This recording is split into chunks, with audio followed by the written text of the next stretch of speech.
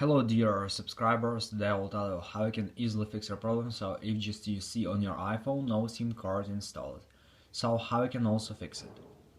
So first thing you can try also to restore your phone. So just go to the settings, and in the settings you need to find general. In the general, just scroll down, just tap on shutdown, slide to power off, wait a few seconds, and just power on your phone again. So just simple restore your phone.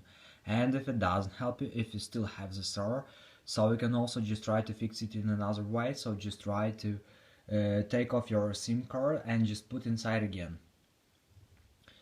And if it doesn't help you too, you can also just try to turn on airplane mode, wait a few seconds, and just turn it off.